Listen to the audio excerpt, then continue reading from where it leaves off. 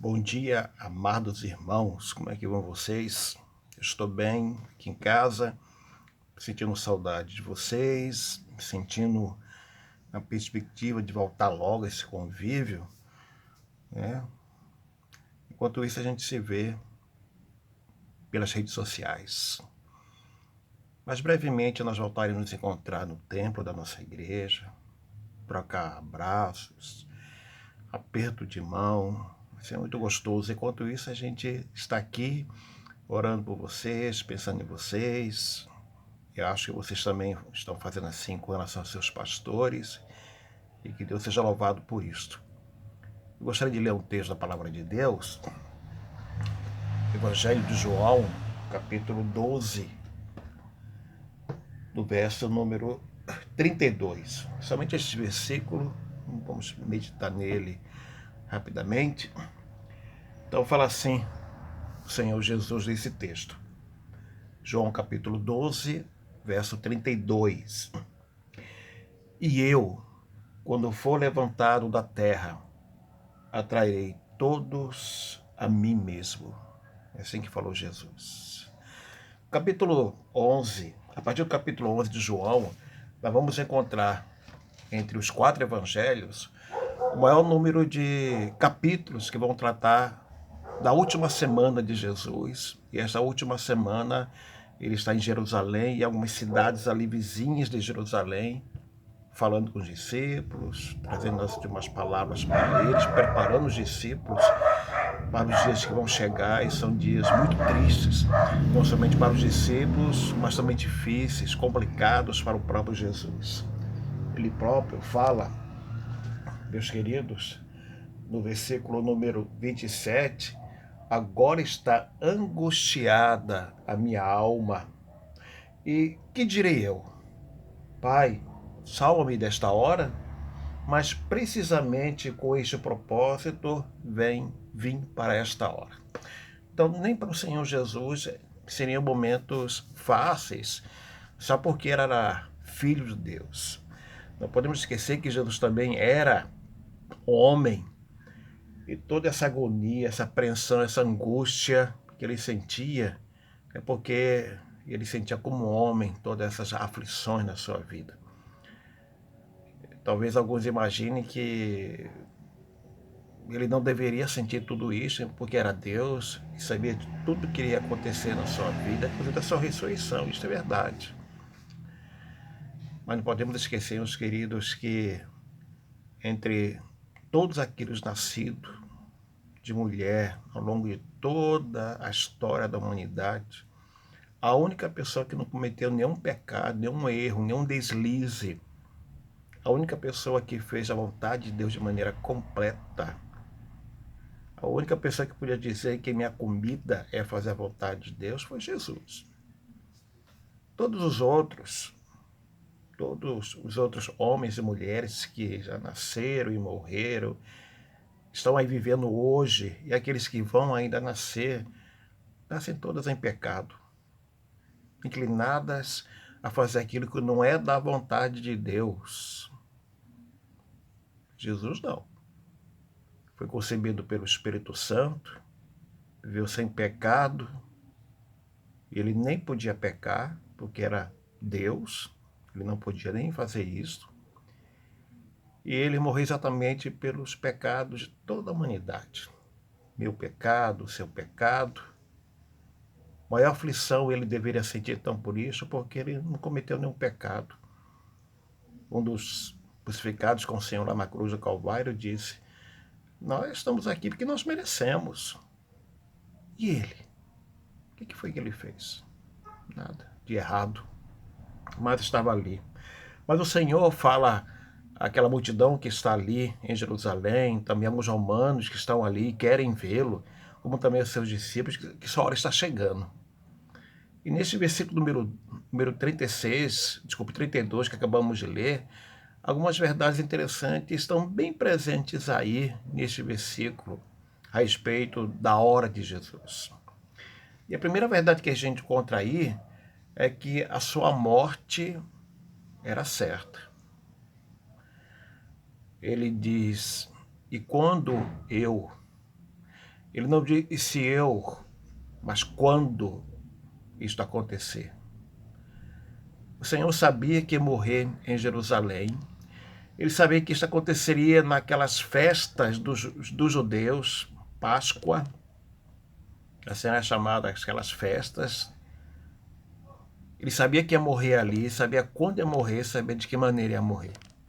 O Senhor Jesus poderia fazer o que muito de nós faria numa hora dessa, sabendo onde nós morreríamos, de que maneira morreríamos.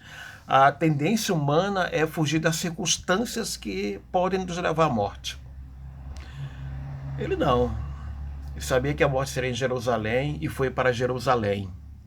Ele sabia que seria naqueles dias e ele foi exatamente naqueles dias para lá, embora estivesse em Jerusalém em outras duas ocasiões, na Páscoa. Mas esta Páscoa era especial porque era a Páscoa da sua morte.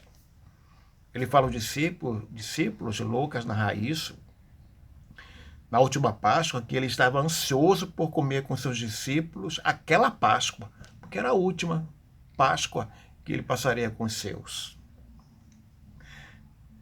Então, o Senhor, quando ele afirma, quando eu for levantado, é porque ele tinha certeza que ele estava ali em Jerusalém para cumprir os seus últimos dias na terra, para viver os últimos dias conosco e depois então entregar seu próprio corpo à cruz do Calvário. Não fugiu de Jerusalém, não se escondeu na casa de algum amigo ali em Jerusalém, pelo contrário. Durante todos aqueles dias, o Senhor esteve diante dos olhos de qualquer pessoa em Jerusalém. Naqueles dias, nessas festas, era possível encontrar ali em Jerusalém mais ou menos 3 milhões de pessoas, porque era a festa mais importante do povo judeu, e o Senhor estava ali aos olhos de quem quisesse ver. Esses gregos queriam ver Jesus. Era difícil encontrá-lo. Naquela multidão, era difícil. Eles encontraram os discípulos e manifestaram a eles o desejo de encontrar Jesus. O Senhor sabia que ali ele passaria seus últimos dias de angústias, e seriam dias de sofrimentos, e dias de crises, e dias de lágrimas, e dias de ensinar os seus discípulos e prepará-los para o grande momento. O Senhor tinha certeza. Ele não disse se, ele disse quando. Uma outra verdade que a gente encontra aqui, meus queridos, é que ele sabia de que maneira ia morrer e onde ia morrer. E disse em ser levantado no madeiro, ou segundo esse texto aqui, ele fala, e eu, quando for levantado da terra. Ele diz a respeito à cruz do Calvário, porque a cruz do Calvário era exatamente isto, era crucificar um homem na cruz e levantá-lo acima da terra. Ele sabia que a cruz seria o palco, o seu palco, para entregar sua vida em nosso lugar. Seria ali, à vista de uma multidão que passou ali, que escarneceu, que zombou dele, o desafiou. Ele sabia que seria na cruz, que é um tipo de morte reservado para os bandidos, para os ladrões daquela época. E era um martírio para aqueles que eram colocados ali. O Senhor suportou 6 horas aproximadamente naquela cruz. Antes disso, foi colocada em sua cabeça uma coroa de espinhos. Bateram nele, bateram na cabeça dele com essa coroa na sua cabeça. Depois que ele foi julgado por Pilatos, ele foi chicoteado. E conta os especialistas que muitas pessoas que eram levadas para a cruz do Calvário antes, depois do veredito de morte, eram chicoteados. E muitos deles, não suportando as chicotadas, morriam ali mesmo. O Senhor suportou as chicotadas, porque a morte dele não poderia ser ali. A morte dele deveria ser na cruz ou Calvário. Por isso ele suportou tão grande agonia, tão grandes dores, para caminhar até a cruz do Calvário e ali, por 6 horas, sofrer no seu lugar e no meu lugar. Triste, né? Embora parecesse para os judeus a derrota dele, de Jesus, e a derrota do movimento que ele inaugurou, na verdade, foi a vitória dele.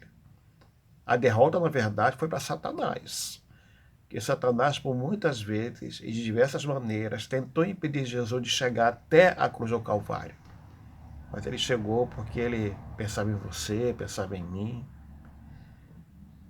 Ele teve misericórdia de você, teve misericórdia de mim.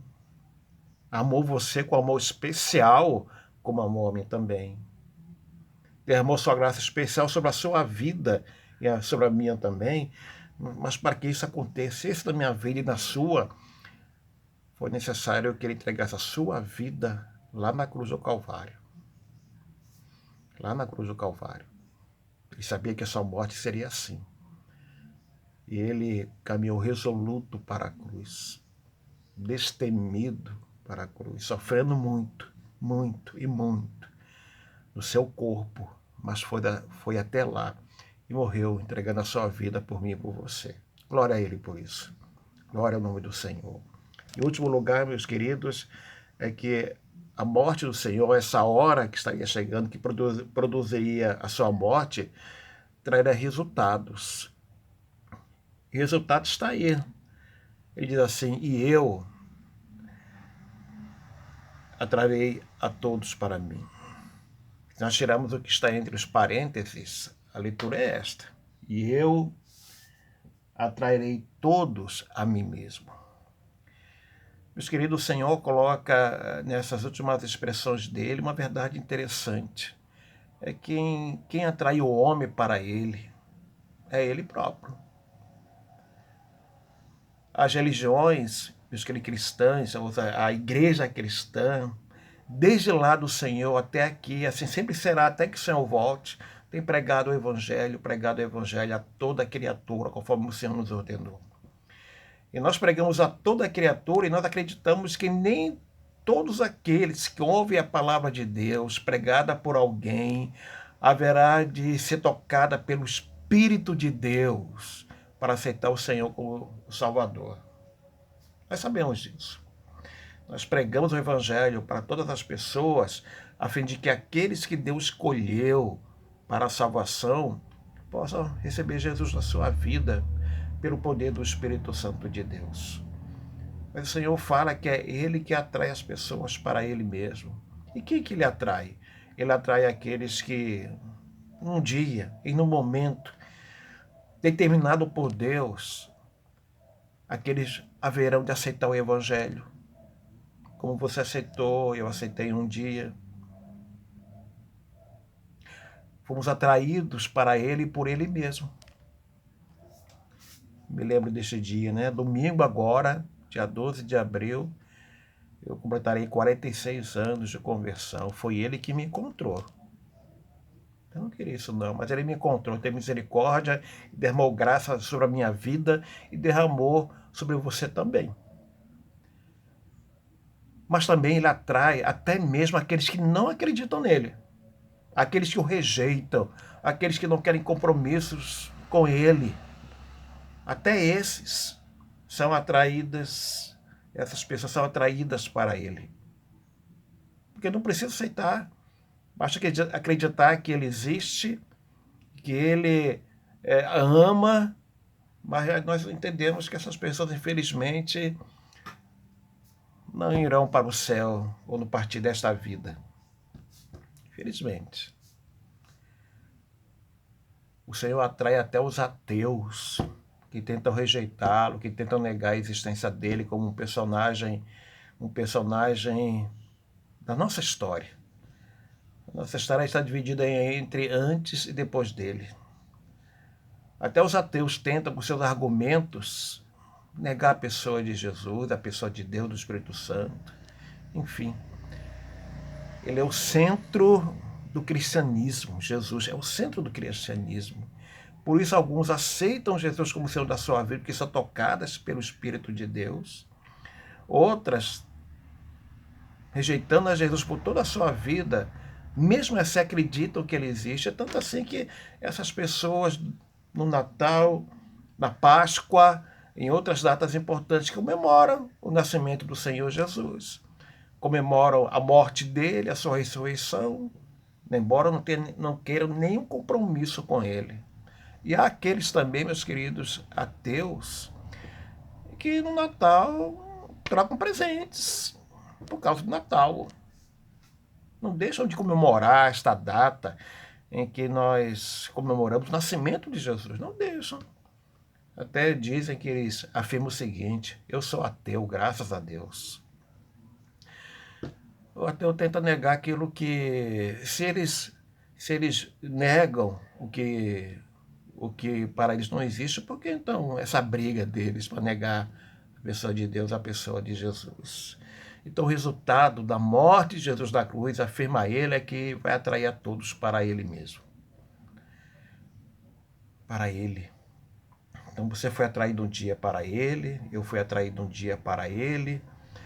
Eu não tenho nenhum arrependimento de um dia ter decidido em aceitar o Evangelho depois de ser tocado pelo Espírito Santo. Foi um dia determinado por Deus. Creio que você também não. Mesmo agora que estamos sem o tempo para adorar a Deus, não por causa de perseguição, mas por circunstâncias de saúde que nós encontramos no mundo inteiro nesses meses e vamos continuar sendo durante algum tempo ainda. Nós, querida, continuaremos adorando esse Deus e anunciando às pessoas, meus irmãos, que o Senhor foi a Jerusalém para entregar a sua vida lá na cruz do Calvário por elas. O templo não é necessário para isto. A igreja primitiva não tinha templos e pregava o evangelho por onde quer que andasse. Seja pregando em lugares religiosos, como a sinagoga e o templo em Jerusalém, como pregando a Jesus dos lares, nas ruas, nas praças, nos caminhos, porque Jesus deu a vida por elas, e essas pessoas que são mostradas e apresentadas a palavra de Deus, como pessoas que um dia, meus queridos, foram atraídas pelo próprio Jesus para ele mesmo, como Paulo, por exemplo, caminho de Damasco. E chegando até nós, também atraídos para ele. É ele que faz isso. Eu sei que você não merece, eu também não mereço isso. Eu não fiz nada por isso, nem você fez alguma coisa por isso. Mas foi por iniciativa do próprio Senhor, que teve misericórdia de nós, que derramou graça sobre nós, que nos amou de tal maneira. Oh, meus queridos, continuemos adorando esse Jesus maravilhoso, que atraiu você para andar com ele. E nesses dias, você continue firme nele. Não negue a sua fé, não chute o balde da fé, continue insistindo em andar com ele. Seja em sua casa, seja caminhando na rua com algum dos irmãos que hora ou outra encontramos. Vamos continuar andando com ele, com o templo ou sem templo. Não é o templo que nos faz cristão, não é o templo que nos salva, não é o templo que nos redime, não é o templo que nos transforma. Quem faz isso é Jesus. Que Deus te abençoe, meu irmão. Lembra, então, desse texto de João capítulo 12, verso 36. E eu, quando for levantado à terra, e eu, quando for crucificado, é isso que Jesus quer dizer, e eu, quando for crucificado, a todos atrairei para mim mesmo. Que Deus te abençoe, te guarde, te dê um dia repleto de felicidade e alegria da presença de Deus. No nome de Jesus. Amém.